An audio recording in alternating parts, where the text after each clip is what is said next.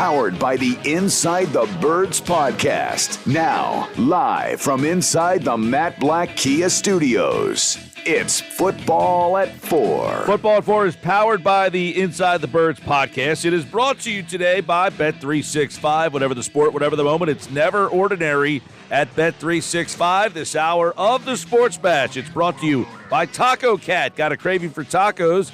Check out Taco Cat, 8 South Essex Avenue in Margate. Visit them at TacoCatSouthJersey.com. And Adam Caplan is here today, co-host of the Inside the Birds podcast, which you can find on any podcasting platform or on the Inside the Birds YouTube channel. Just search Inside the Birds. He is here with some concerns and positives from the Week 4 victory to get the Eagles to 4-0. Adam Caplan is back on the Sports Bash on 97.3 ESPN for another edition of Football at 4. Mr. Caplan, how are you? Mike, I'm well. I hope you're doing well, and so much for your listeners as well. So, yeah, look, we did our show with Clay Harbor after the game, as we do. We always have our post-game show, but we've had a lot to digest, and Moshe and I are going to be talking to John DeFilippo, the former Eagles quarterbacks coach, who exclusively breaks down the Eagles' offensive tape from the previous game and looks toward the future. And we're going to do that tomorrow for our Patreon people. You could subscribe at patreon.com/InsideTheBirds. It's really the feedback's been phenomenal. We actually have our live stream with our members from Patreon tonight at 8 Eastern. So it's a monthly subscription. You could always cancel if you want to, but what we're offering is pretty exclusive. And this guy won the Super Bowl with the Eagles as the quarterback's coach, and he's very honest. You know, he's very honest with what the offensive looks like. And he found some issues last week, and we'll get into it. Jalen Hurts played much better, Mike. That's obviously the biggest story because, look, the fans were wondering. Although I find it comical that fans now want to know why aren't they running the ball, so you just cannot win. But Hurts was much better, no question about it. All right, concerns and positives with Adam Caplan here coming out of the Week 4 win over the Commander. Let's start on that side of the ball, the offense here. And you mentioned it, Hurts improvement. He did not turn the ball over, some of the decisions there. So take us through a little bit of Hurts' game. Yeah, and Mike, that was the thing against Tampa Bay. And really in each game previously, there are a couple throws where you go, what was he trying to do there? Because that's what happens when you go to the sideline. The quarterback's coach and the offense coordinator, they'll ask whether on the headset upstairs or whether they're downstairs, they're going to say, what were you looking at? What were you seeing? You know, what were you trying to do there? But look, he had a couple throws that still maybe could have been better, but overall he's very accurate. He drove the ball. He was not hesitant, Mike. That was the thing about the previous 3 games, particularly New England and Minnesota, where he just, for whatever reason, was not pulling the trigger like he normally would, like he did last year, where he was kind of fearless. But this is the first fearless game for him. That I'm positive about. Now, we're going to talk to DeFilippo tomorrow about this. I wonder what John thinks, because obviously he knows quarterbacks better than anyone. In fact, John actually interviewed Jalen when he was with the Bears in 2020, and he had a great interview with him. Pretty interesting 15 minutes he had with him. But, again, no turnovers, Mike. That's the key. But the bottom line is they won the game. Their offense was really humming, particularly in the passing game, and that's what you're looking for. All right, let's look at the run game. Not as effective this week. Was that surprising, and why was it not as effective? No, Mike. See, it's one of these situations. The Eagles will stay with it if it really gets off to a good start, as you saw the previous 2 games, but it didn't, so they moved on. It wasn't like they didn't look good doing it. This was what we call a throw ball game. The weather was perfect. You know, they had the weather game, as you know, Mike, in New England. That was an awful game for weather. And this game, they weren't running at a 5 or 6 yard clip, so they said, you know, heck with that. We were going to throw the football, and it was great. I mean, it worked. It's whatever works. Folks, this is the way it works in the National Football League. You go with what works. And it worked, throwing the football. They got after because they protected very well. They were going to attack the perimeter. They did that. The deep passing game, which we were waiting for, it was back. It was incredible. A.J. Brown was unstoppable. We talked about in our pregame show with myself, Moshe, Jason Avant, and Greg Cosell about they have to go after Emmanuel Forbes when he's on the field. Boy, do they go after him. Forbes I mean, quite frankly, Mike, they got after him. He gave up several big plays, and listen, A.J. Brown's probably 40 to 45 pounds heavier and stronger than Emmanuel Forbes, and it showed in that game. All right, Adam Caplan, Football at 4 from the Inside the Birds podcast. Take us through Dallas Goedert's lack of usage here and what is going on with his season so far through 4 games. Yeah, Mike, it's been disappointing. Let's call it like it is. It's not his fault. Now, one of the knocks on Hurts this season, it's legitimate because it's only tape-based. I mean, you can't not what the tape shows.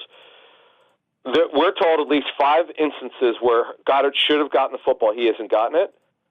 So, look, that's got to be corrected. Now the thing that will really help them is they have to get their intermediate passing game going. This is something we're going to talk about on our Inside the Birds show that drops tomorrow with Mosher and I at 6 a.m. Eastern on every platform.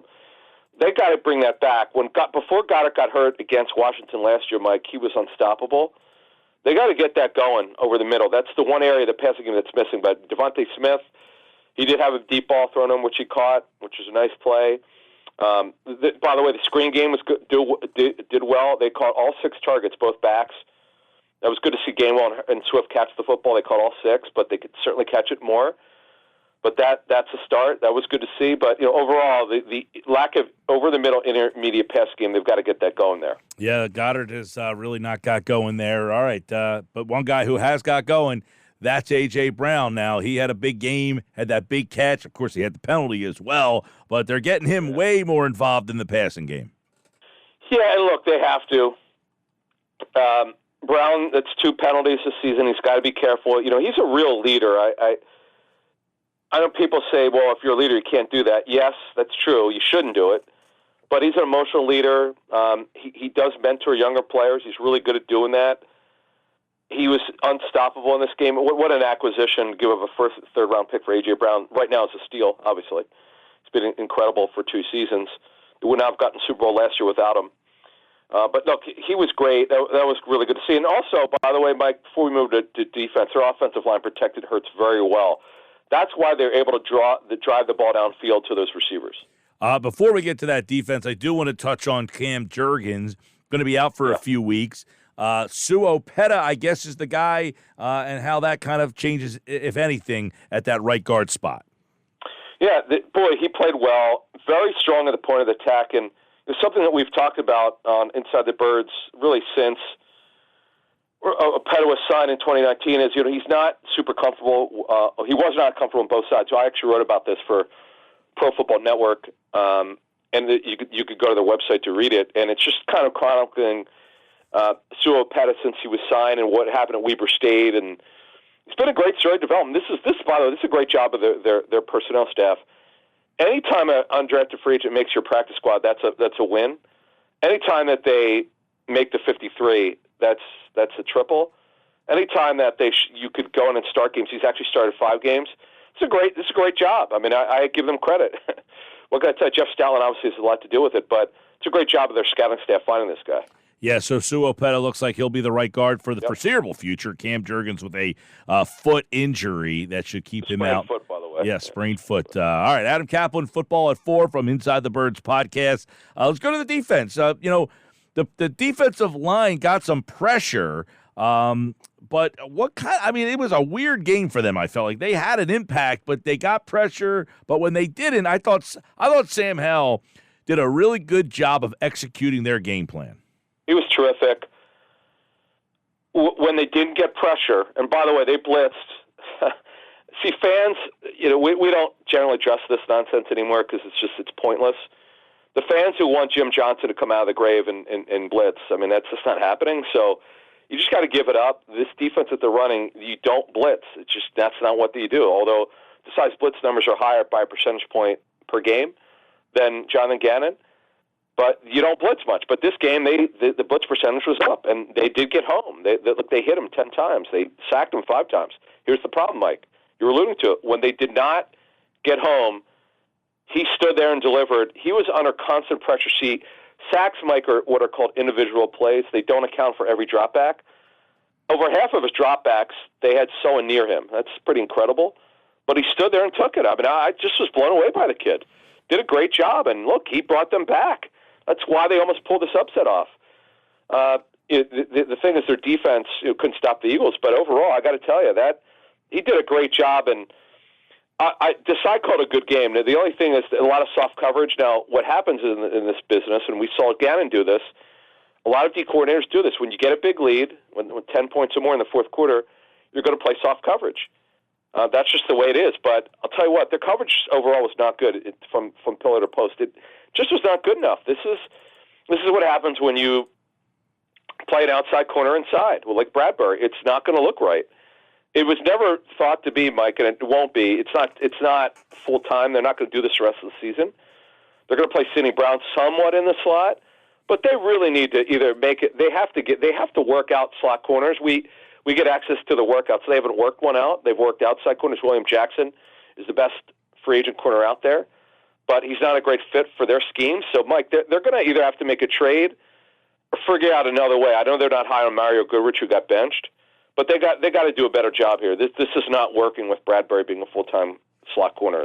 I know this is the first game where he played a ton of snaps inside, but it doesn't look right. Well, and listen, this is going to be a tough week for him with the Rams and their slot receivers are those small, shifty guys, and that's a spot where Bradbury is not really equipped. Yeah, and by the way, Cooper Kupp's going to start working this week. Puka Nacua lines up everywhere. He lines up inside and outside. He's the rookie from BYU who set the NFL on fire. If Cooper Kupp comes back this week with Puka Nacua and Tyler Higbee at very underrated tight end, now you don't worry about the run game. They have no juice at all in the run game.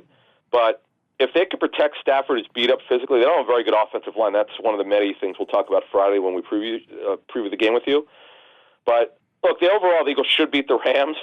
But that could be a fun game in SoFi, a stadium that they've not played in. Michael Clay, the special teams coordinator, he was with the Niners to do it in 2020. He talked about that today. But overall, they don't have experience in that stadium, and we'll see what it goes. Look, they should win that game, but that could be a fun game on Sunday. All right, Adam, one guy that really stood out, and I'm interested in your take on what this means for him moving forward.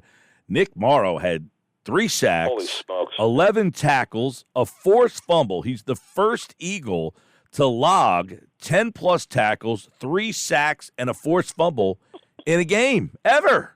So, Mike, he's not supposed to be sacking the quarterback. He's an inside linebacker who's probably, Mike, 215 to 218. The Eagles listed, believe this or not, at 216. So I talked to Paul Gunther, the former defense coordinator for the Raiders, who coached Nick.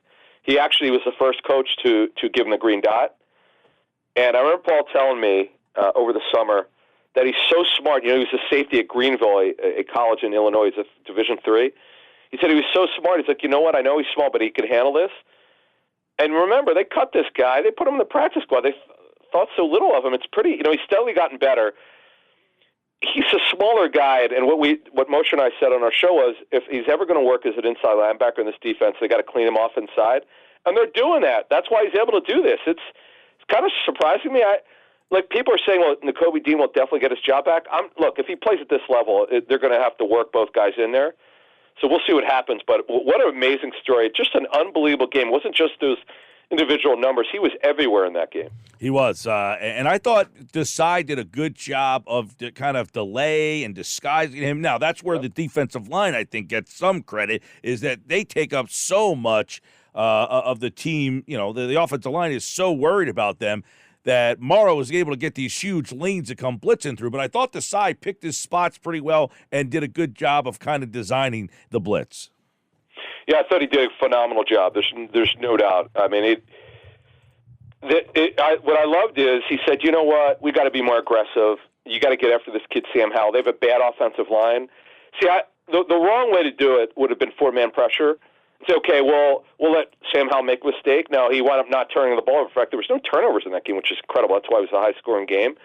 But I liked it. Now, what I don't like is so much soft coverage. That's a little bit of a concern, and that's a valid criticism, but this is typically what happens in the National Football League. You do that when you get a lead, but they don't press a lot. That's something, and it shows that you don't think their corners can handle that. And I know what we also found out is corners will also say whether they have a say in this. Corners do have a say in whether you'll press or not. Adam, you talk about the corners, and they struggled in coverage in this particular game. Yep. And just as a unit in general, we just hit on it, that Bradbury. But I guess the question would be, as you said, they're working guys out, but do they have any in-house thoughts or tweaks, or is it going to be Job, Bradbury, and Slay again? One thing I didn't mention, Job. He didn't have a very good game. He's the scouting term is he a league starter or not? The answer is no. Great story, great job of scouting by the Eagles to make the team. I get that, but he's a fourth corner. That's what he is. He's a fourth outside corner. He's not a guy that you want starting. And this is just what happened. Look at the effect that the Avonte Maddox injury has had. Bradbury goes from outside to inside, and Job starts. Two things happen. Now, Justin Evans, he was close to playing with the neck injury. He didn't get fully cleared, so we'll see if he plays this week. And that's that, Mike. We'll talk more about this Friday. Terrell Edmonds, he's really not you don't want him starting. This is not good, Mike. This secondary situation is not good going forward.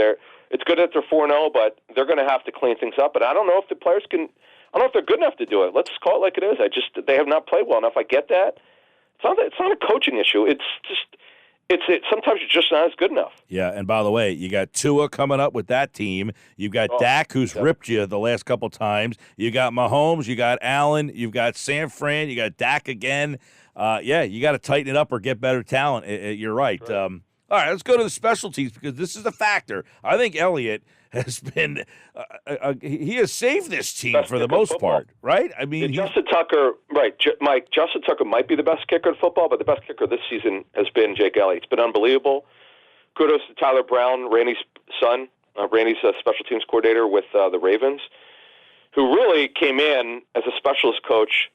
He was at University of Michigan, and he's done a phenomenal job of he works with the specialists, of writing the big issue was, as we noted 3 years ago, 2 years ago was the operation. He's cured that. He's got Britton Covey as the best punt returner in the National Football League. He really is. He's fantastic. See, people forget last year they were killing Covey, and he looked like a crash dummy, is what we called him the first half of the season. So they didn't block for him. Well, they're blocking for him now. Now, the punter, Braden Mann, one good punt, one not so good. They'll elevate him this week and one more. The plan, we're told, was to definitely sign him to a contract after that, but he better punt better. That's the bottom line. Yeah, I guess the question would be, he's in one of these situations where he's on the practice squad. They get so many times to promote, 2? 3. 3 times? 3. Are they just going to keep ripping through these guys? Do they look at it like that? Well, that's what I was told, that they were going to go, again, Mike, they were going to go 3 with him, and then their plan is to sign him off of it, but I know they worked out a punter last week, a guy who's never punted before in the National Football League. Their plan, I could just tell you in our reporting on this, is that their plan is to go forward with him. But, man, I just wonder if he doesn't improve what they'll do. Adam Caplan. And, by the way, you mentioned the punter inconsistent there. He had a 36-yard punt. One guy who has been very good is Britton Covey there. He has obviously given them a little bit of a boost. Yeah, I guess he's in the concussion protocol somewhere out there. I didn't see who reported. I just saw a headline. But, yeah, that's now the only player, Mike, I looked this up. There actually has been a player who cleared protocol. That was Gus Edwards, the running back for the Ravens, who I'm thinking, maybe because it was listed on the Ravens injury report the week that he played. He got hurt the previous week. He didn't finish it. He was taken out. When you have a concussion in a game, you can't return by the rules. By protocol, but he wound up playing the next week, listed with a concussion. So there's only been one player who's played the following week from a concussion.